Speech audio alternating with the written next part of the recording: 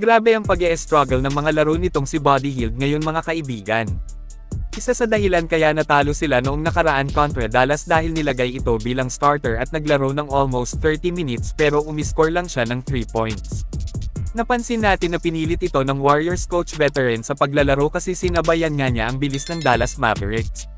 Ngunit hindi nga umubra si Hield, ang daming sablay na tira at palaging iwan buong pamilya sa depensa, mabibilis po mga manlalaro ngayon ng Mavs at mga shooter pa. Sa laban ng Dubs kontra Rockets ay binaba na siya sa bench at pinaglaro lang ng 14 minutes na naglista lang ng 2 points. Inaasahang liliit po talaga ang playing time nitong ang si Hield sa mga susunod na laban nila.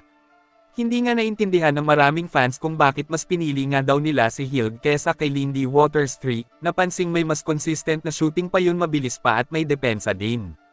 Isa din ako sa nanghihinayang kung bakit etrinade nila si Lindy, hindi sa pinapangunahan nating lahat ang desisyon ng kanilang front office, naglatag lang po tayo ng ating mga sariling opinyon.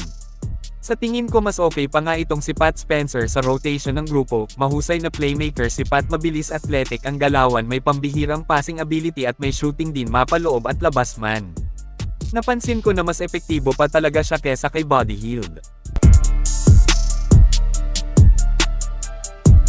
Draymond Green sinabing isang franchise changer daw si Jimmy Butler, ibig sabihin na babago nito ang takbo ng isang koponan.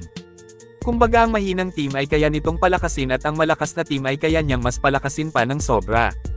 Hindi maitatanggi na isang superstar talaga itong si Jimmy Buckets. Isang player na kayang magbuhat ng team sa bawat laban, ang pinakamatindi pa dito talagang mas hahalimo pa ang galawan ni Jimmy pagdating ng playoffs.